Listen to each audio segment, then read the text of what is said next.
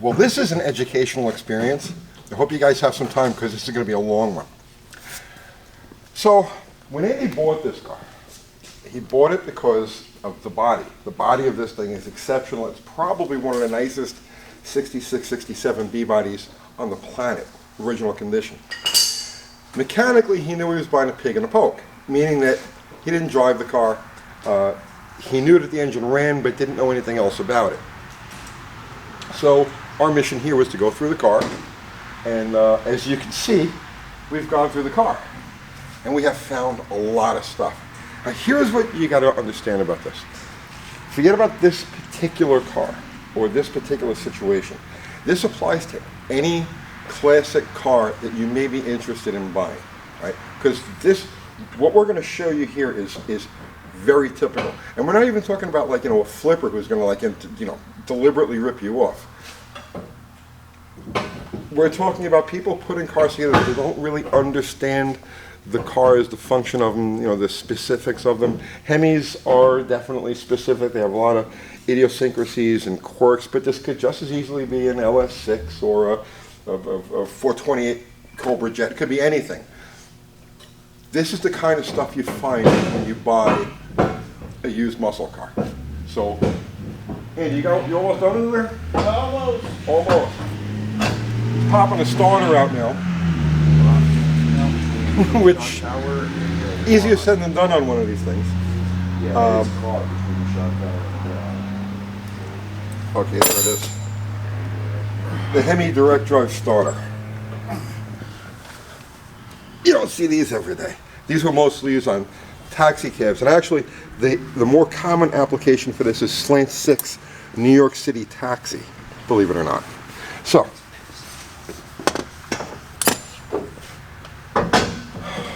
let's start where we started and explain how we got to where we are here now. All right. What were the first things we found? We pulled the plugs out. We pulled the plugs. We had a bad spark plug. Yeah. It started out innocently enough. Do you remember which one it was?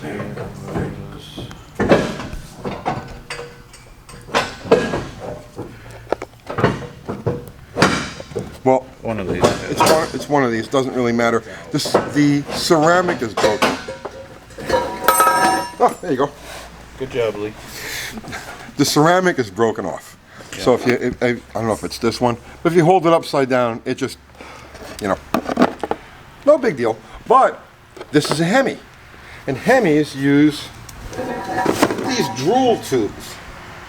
And whenever you put spark plugs that have these washers in a Hemi, you've got to take these off because these washers will eat their way through the bottom of the drool tube. So again, it's just not being familiar with the device that you're working on. So we found that. And we knew we had exhaust manifolds. Well, that comes later, but yeah, this was the port that was leaking, and it's because they used a header gasket on it. And you don't use header gaskets on these. You don't use any gaskets on these. These get dry decked right to the cylinder head. In fact, there are conical washers. Where are they? There are these special conical washers. You'd recognize these from small blocks and Slant 6s. These are a little bit bigger diameter. So this kind of washer allows the manifold to expand and contract and move around a little bit. And the problem is when you use a header gasket on that, the header gasket isn't intended to expand and contract and move around a little bit. Headers have a different dynamic to them. So when you're putting the exhaust manifolds on these things, you just bolt it straight to the head. So, but that's getting ahead of the story. So we started to take the valve cover off. Well, first we discovered that it's a hydraulic cam. We noticed when we started the motor that there was no lifter clatter. So that's a problem when you've got a 66, 67, actually any pre-70 Hemi car, because part of the experience is like, in fact, with these cars, the only thing you should really hear if it's got a stock exhaust is the lifters banging away and that air suction from the AFB that has the idle control valve, right? So, yeah, missing a big part of the experience. But we did determine that these were hydraulic lifters. We also noticed that the adjusters were all at different heights.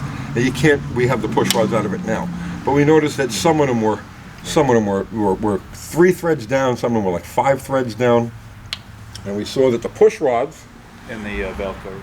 Yeah. We saw that these push rods are the wrong length. They're actually too long. They come just to where the outside wall of the cup is contacting the bottom of the rocker. And they were at all different heights. So what this told us was that the block and the heads have been decked significantly enough that the stock length push rod isn't adequate anymore. We probably could have gotten, it was such a light touch, a light kiss on some of these, we probably could have gotten away with it with the stock cam, but if you were to increase the lift on the cam, any amount really, just 40, 50 thousandths, it would have been in a situation where at full lift, the rocker, the wall of the push rod here will be riding against the inside edge of the rocker, and what happens is they get hot, it rejects the oil, and it'll either snap the end of the adjuster off, or it'll break the cup. It's common. It's a very common cause of Hemi push rod or valve train failure. But that's that. So we know we have to do something with the push rods, and also you're going to put a solid cam in there. Solid cam will go back. Yeah. So you can have the full Hemi Full experience. experience. Right. Do we know what we're going to put in there yet? We don't know, but we're leaning toward a solid roller. A solid roller, which is definitely, in my opinion, the way to go, because then you don't have to worry about oil or anything like it. It doesn't take any special oil. You can just, feed it pretty much anything, and you don't have to deal with any of that.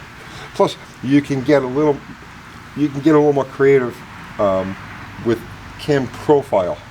You can keep the lift mild.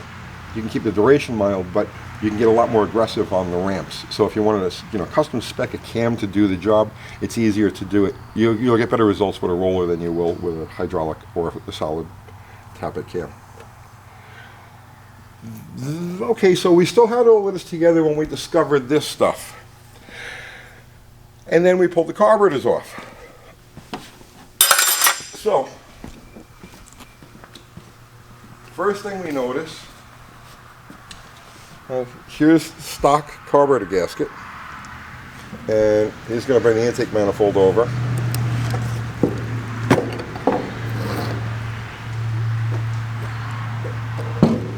This intake manifold, this is an old super stock piece, and somebody spent a lot of time and effort on this. You can see they added these dams here.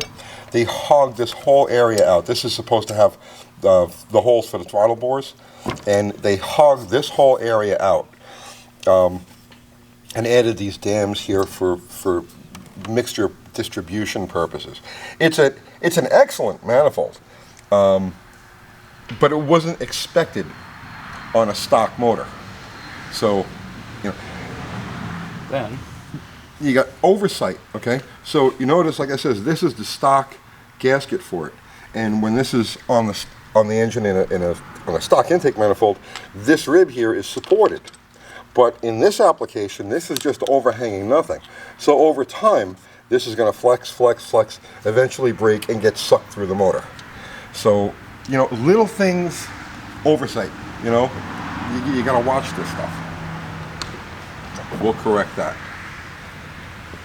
We also noticed on the intake manifold, but let's not get ahead of ourselves. We noticed on the intake manifold that the heat tubes are missing. So on a Hemi, these two holes lead to tubes that run down the back of the motor over the transmission, and they meet the header, or the exhaust manifold on the passenger side. And the holes here have been welded up. And this here is the tube for the choke, and that's also been welded closed. So this thing would have had some cold weather drivability issues that you really wouldn't expect on what would be, quote, a stock engine. It's a hot rod motor, you don't care. But for a stock motor that you expect to, get in and, just go for a cruise and not give any thought to, well, that is definitely going to lead to a drivability issue.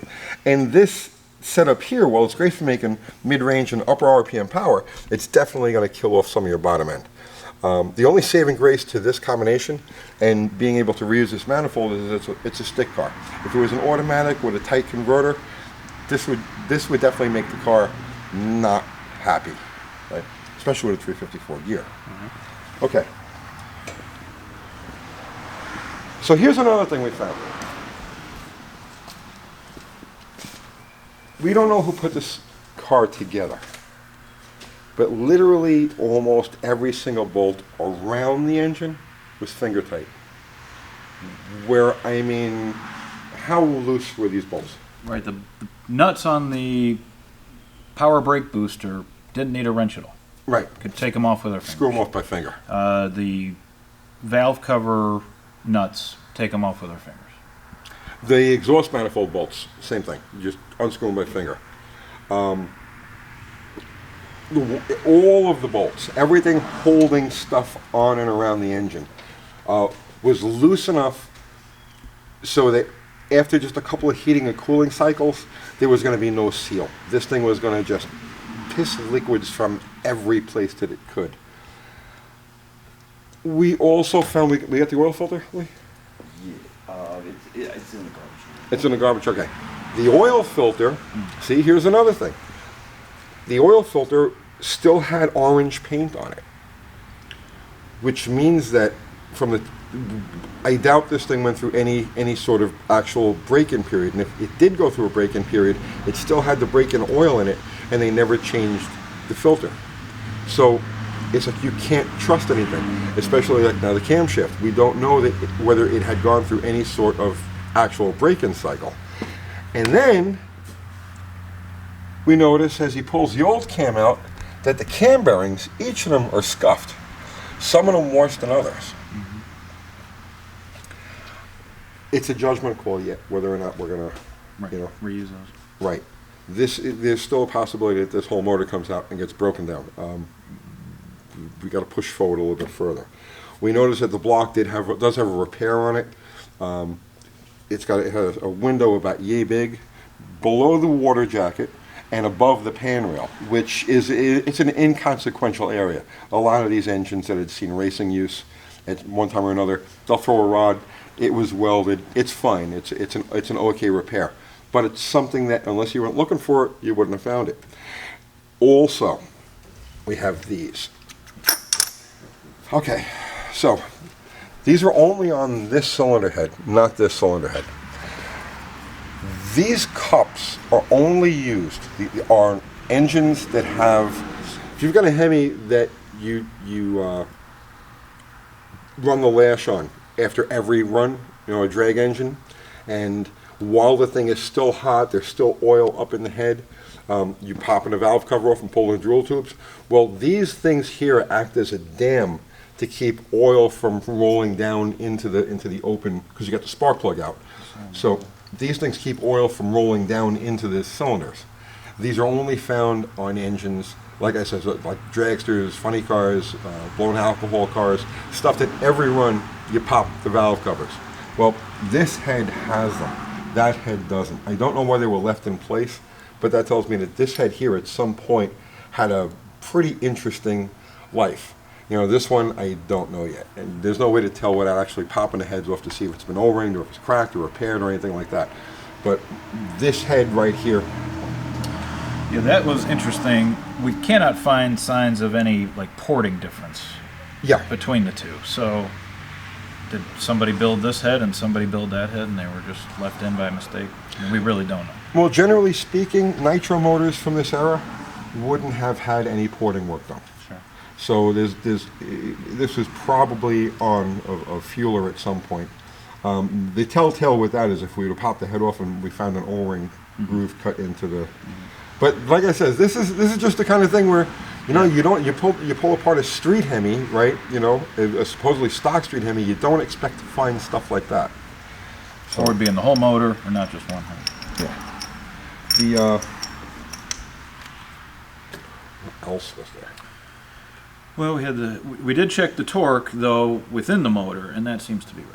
Yeah. The accessories don't seem to be right. What's in the motor seems to be right. Yeah, exactly. Everything that was tightened in the motor is right. Everything that's around the motor, finger tight. So, you know, you buy a car like this, you've really got to go through it. Yeah. We had a problem pushing the car in. We did. So let's go to the back of the car here.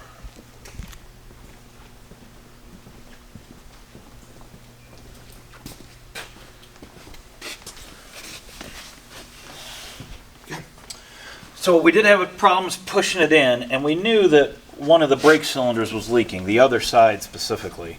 But we also have a broken spring down here on the shoe return, and that potentially was getting in the way as we tried to push it.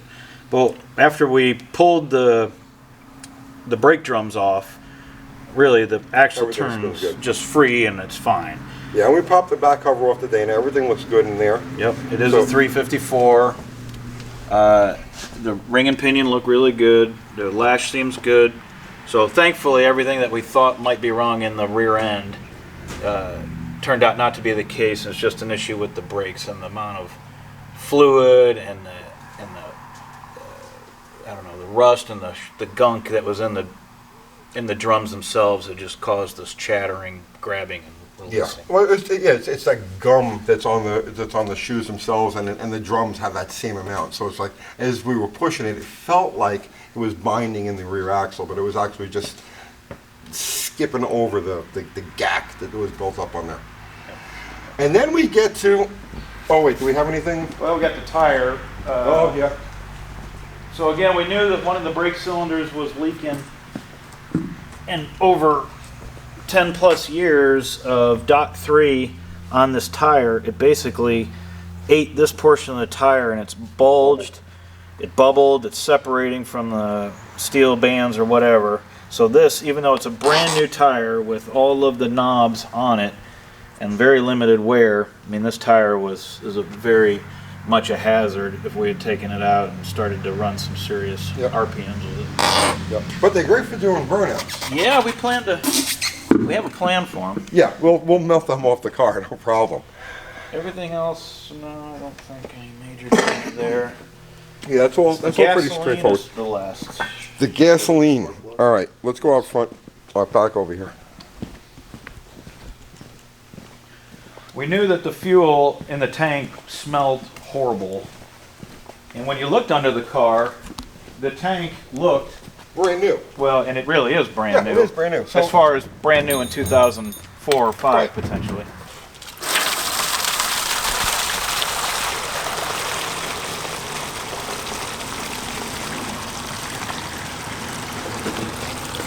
Ah, boy, that's ugly. The whole bottom of the tank. Look at this. It's all rust.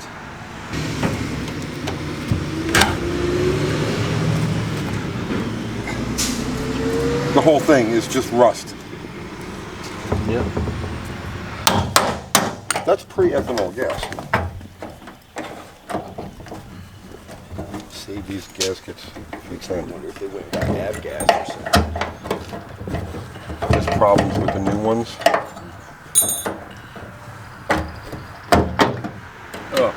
Oh, you got to see this. Yeah. Copy.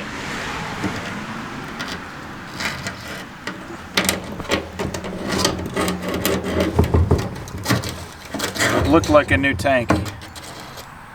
There you go.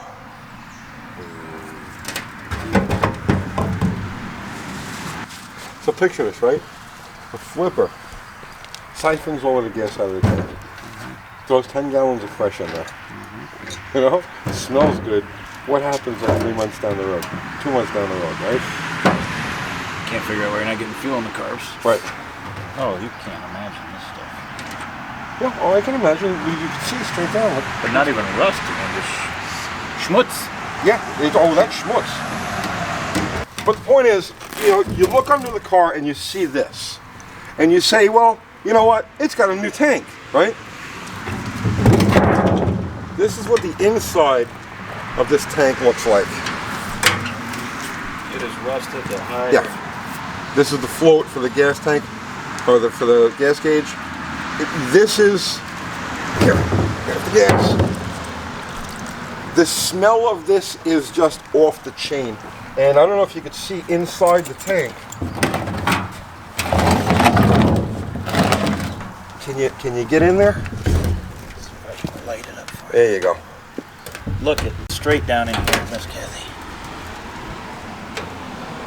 There is inches of rust, of just, this tank is completely not salvageable. But it's the kind of thing that'll fool you. You go to look at a car and you look underneath and you say, it's got to be good, right? Yeah. This is so bad that we've got to pull the metal lines out of the car. You have the filter? Was it out here? Inside. Yeah, the car only ran for a couple of seconds pulling fuel through here, and the filter is full of, you know, I don't trust the inside condition of the fuel lines, so we'll run new metal from the tank up. Yeah, the smart play now is to replace all the fuel lines. Yeah. But again, I knew that this car, we bought the car for the paint, for the body. It's only original paint once, right? And I knew the mechanicals, all the systems would have to be gone through. The brake systems are actually better than I thought, but we have to just do the rears. And the rest of it is a little bit And worse. the gas tank and the gas lines are worse than I thought. And not having the solid cam and then finding the little weirdness within the motor is a little disgruntling. But I kind of knew that we would have to go through this motor. Not to this extent, but I knew that we needed to look at it. Well, that's why it's here. And that's why it's here. And hopefully you all can get something from this. Well, as I said in the beginning of this, it's like anybody looking at any used car, you know, something that was assembled by somebody else. You don't know the history of it. You know, something you're going to buy over Marketplace or something you're going to buy over, even word of mouth from a collector, because this car did come from a collector. Yes. You know, and it's not like the collector. It's starting to rain. It's not like he was trying to get over. You know, he sold the car, representing it as what he believed that it was. Mm-hmm. And what it turns out to be is a huge amount of work. So, right, if you would have bought this car thinking it would just need a little bit of fuel line work and a rear brake cylinder, and really only thinking that that's all you would find, you'd be significantly disappointed. Yeah. Or if you paid top dollar for the car. Yeah. Or if you're not inclined to do this type of work. Sure. Because, you know, okay, so he's self-sufficient, he's a mechanic, he's got all of this stuff going for him. You know, so if you're just, you know, the type of hobbyist that, you know, relies on mechanics and other people to do stuff for you, this is a $100,000 money pit. And I mean, just everywhere you look. Remember the roll pin? Yeah. Yeah. We pulled the valve cover off, and looking down at the roll pin, now he drove it in, but this roll pin right here was like sticking out like where it was just about ready to fall out. This keeps the coupler in the correct orientation on the steering box, but this roll pin was just ready to fall off. And then here, look at this retainer holds the rubber over the inside of the coupler where the shoe is riding. You know, there's a little grease in there, and this is what keeps water and everything from getting inside the coupler and causing havoc. And it's just sitting there doing nothing. Yeah, see, like I said, this is what happens when you buy a car that you don't know the history of. You don't know who put it together. You haven't driven it. You haven't spent any time with it. This is what you run into. I bet you this is common of auction cars. I bet you go to Barrett Jackson's or Meckham. You could. You don't have a lot of inspection time. You don't have a lot of inspection time. And a lot of those cars are just like, proof it, get it out in the line. You know, the guys who own them, who are representing them, don't really know the cars either. They bought this car the same way you did. Mm-hmm. They did whatever they could to get it running real quick, you know, and they sent it. Just like that gas tank. Somebody who was unscrupulous could have just siphoned out all of the bad gas, thrown 10 gallons of fresh in there, you know, and sent it, and the car's going to run fine, just perfectly to get over the auction block. Okay. Right? 10 miles down the road, she's dead on the side of it. Yeah, and then the brake booster falls off, and a couple other things. The batteries fall off.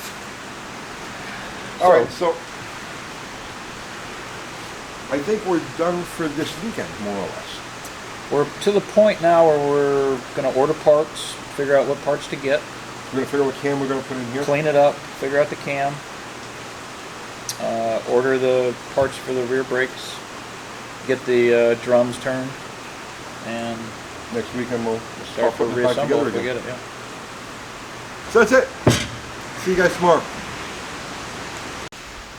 Action. Morning, Tony. Hey man, what's going on? Hey, what the hell happened? I just wanted a tune-up and maybe change the oil. Lee did it. Damn it, Lee. Sorry.